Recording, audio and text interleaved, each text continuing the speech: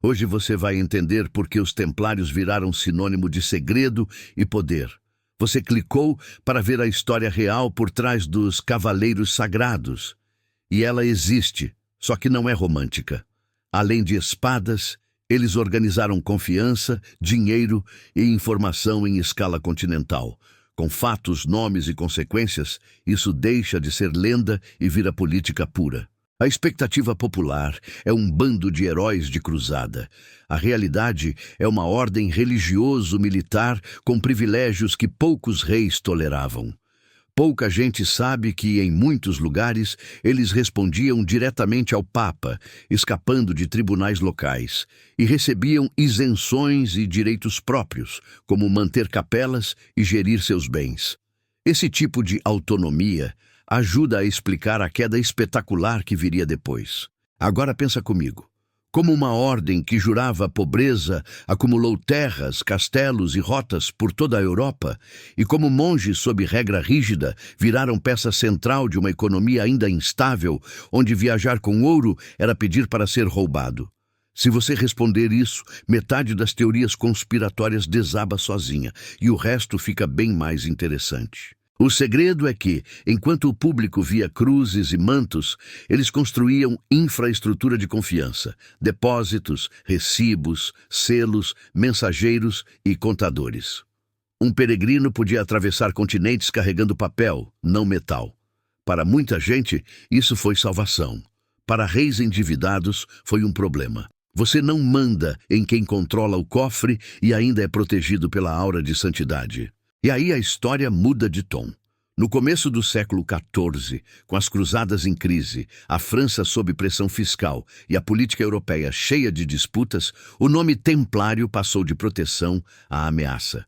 Rumores viram munição e a opinião pública começa a aceitar qualquer denúncia. De repente, a pergunta não era "eles são santos?", mas quem controla o arquivo, o dinheiro e a narrativa quando todo mundo está com medo? Então segura o gancho. Numa única madrugada, ordens lacradas foram abertas ao mesmo tempo e prisões aconteceram em massa, sem aviso, como uma operação coordenada. O alvo era a Ordem do Templo e as acusações eram tão chocantes que parecem ficção. Só que isso aconteceu. E o que veio depois mistura processo, propaganda e silêncio. Como uma instituição pode cair assim de um dia para o outro? Volta para Jerusalém. Logo após a primeira cruzada. A cidade era um troféu recente e frágil, cercado por tensão e alianças quebradiças. Peregrinos europeus chegavam em ondas, mas as estradas eram perigosas. Roubos, emboscadas e sequestros apareciam nas rotas entre portos e lugares sagrados. Havia fé, mas havia medo, e alguém precisava transformar devoção em segurança prática. É nesse cenário que, por volta de 1119, um pequeno grupo de cavaleiros liderado por Hugues de Payens se apresenta ao rei de Jerusalém com uma proposta objetiva: escoltar e proteger peregrinos. Eles recebem alojamento perto do que se identificava como o Templo de Salomão, no Monte do Templo, e daí nasce o nome. No papel era serviço religioso, no chão era patrulha armada, dia após dia. Poucos anos depois, a ideia ganha patrocinadores poderosos. Em 1129, no Concílio de Troyes, na França, a ordem recebe reconhecimento formal e líderes da igreja ajudam a moldar uma regra de vida que mistura disciplina monástica e função militar.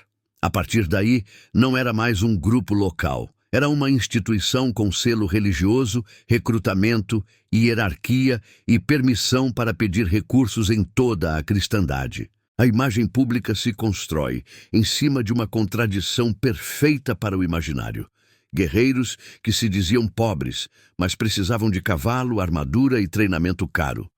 Um símbolo associado a eles, 2 cavaleiros num único cavalo, reforçava a de origem humilde e a ideia de poucos para muitos. Só que a pobreza era do indivíduo. A instituição podia receber doações, administrar terras e crescer com velocidade. E aqui vem a quebra da fantasia.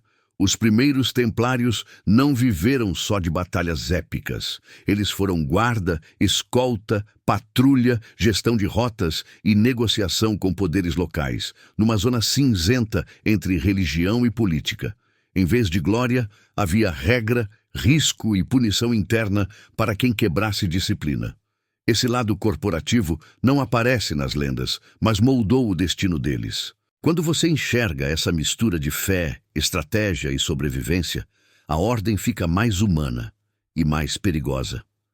O que nasce como proteção vira influência, e influência cria inimigos que esperam um pretexto.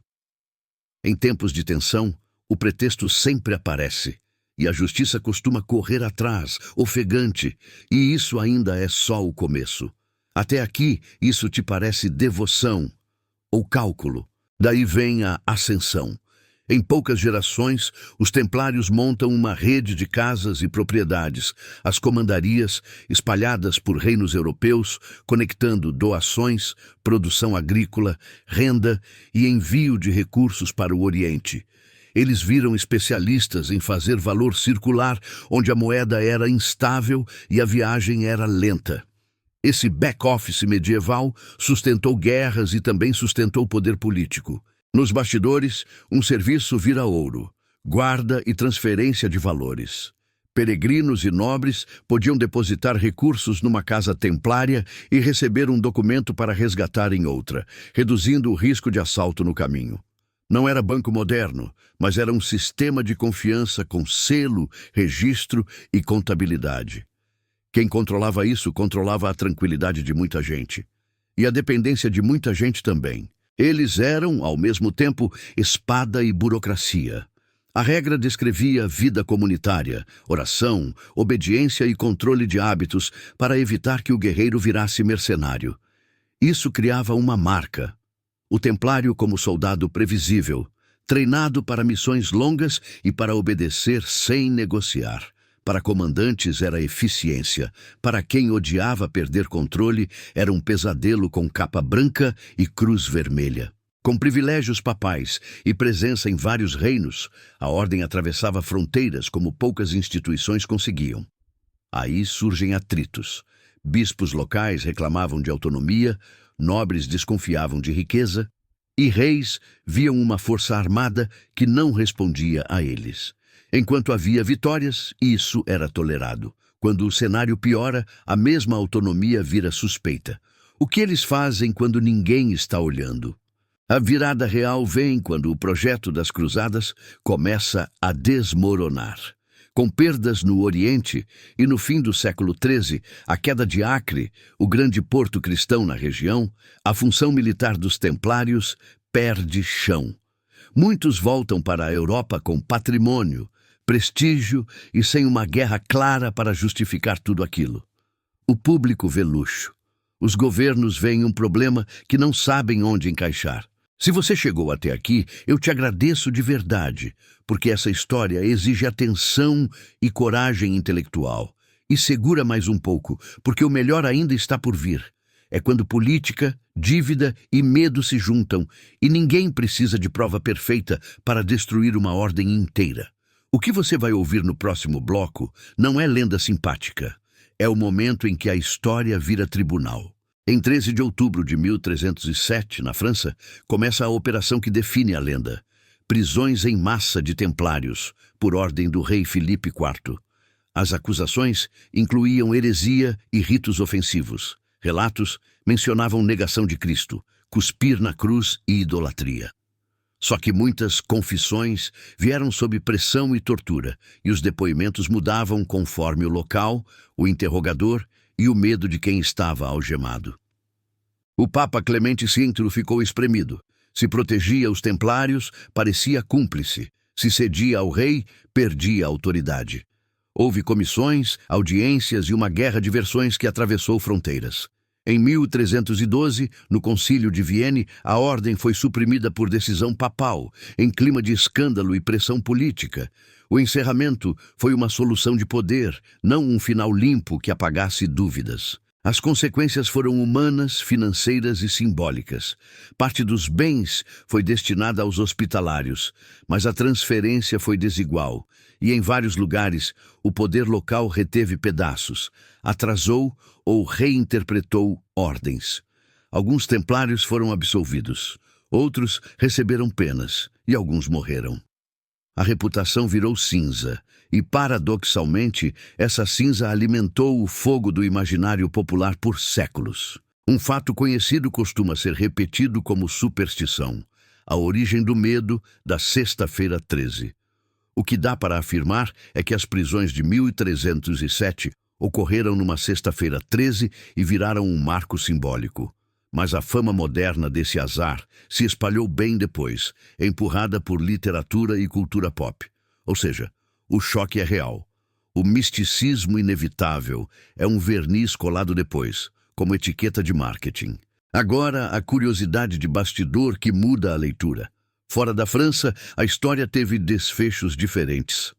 Em Portugal, por exemplo, parte do patrimônio e de ex-templários foi reorganizada na Ordem de Cristo, aprovada anos depois, preservando estrutura e recursos sob outro nome. Isso não prova conspiração secreta, prova pragmatismo institucional. Às vezes, o jeito mais eficiente de matar uma marca é trocar o rótulo e manter o conteúdo. E o ponto de não retorno chega no fogo. Em 1314, Jacques de Molay, o último grão-mestre, foi executado em Paris, e a ordem deixou de existir oficialmente. Existe uma tradição popular sobre uma maldição contra seus inimigos, mas os relatos divergem, e não há consenso documental. O que é indiscutível é a pergunta: quem saiu mais forte depois que a ordem do templo virou silêncio? Depois da queda, o vazio virou terreno fértil para a fantasia.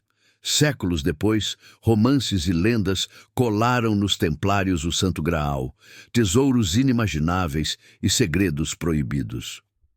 O problema é que essas associações, na maior parte, vêm de literatura que mistura símbolos e interesses, não de provas diretas sobre a ordem. O mito cresceu porque o fim foi traumático e porque o segredo vem de mais do que arquivo. O que sobrou no mundo real foi outro tipo de legado: nomes, prédios, rotas e modelos de organização. Em Londres, a região chamada Temple preserva memória histórica ligada à presença templária. Em Portugal, o complexo associado à Ordem de Cristo em Tomar lembra como estruturas foram reaproveitadas. A marca templário virou imã. Alguns usam por tradição religiosa, outros por ideologia, e muitos só por fascínio comercial bem embalado.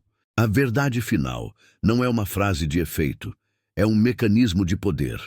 Quando uma instituição concentra confiança, dinheiro, informação e imunidade jurídica, ela vira indispensável e, ao mesmo tempo, intolerável para quem quer mandar sem concorrência.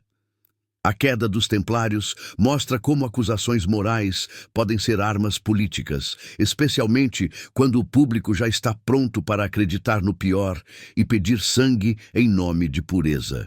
Repara no detalhe específico. Eles nasceram para reduzir o medo das estradas e terminaram sendo tratados como o medo do reino. Esse é o preço de operar no cruzamento entre fé e administração. Você pode ser útil por décadas e, num único inverno, virar bode expiatório. Não é lição motivacional, é leitura fria. Reputação é um ativo. Ativos viram alvo. E quem controla a narrativa decide quem é santo e quem é monstro. No fim, a ordem desaparece, mas a pergunta continua porque fala de nós. O que você faz quando a autoridade que te protege também te controla e te cobra? Os templários foram monges, soldados, gestores e, para muitos, credores confiáveis. Essa mistura impede rótulos fáceis e força nuance. Não dá para colocar tudo no saco de heróis, nem no de criminosos. História adulta é isso. E agora eu quero te ouvir. Para você, os templários foram vítimas de uma ofensiva política ou arquitetos do próprio fim? Deixe a sua resposta nos comentários, porque dá para enxergar essa história por vários ângulos. Se inscreve no canal para não perder os próximos dossiês e clica no vídeo recomendado aqui do lado, porque ele aprofunda a parte que quase ninguém conecta.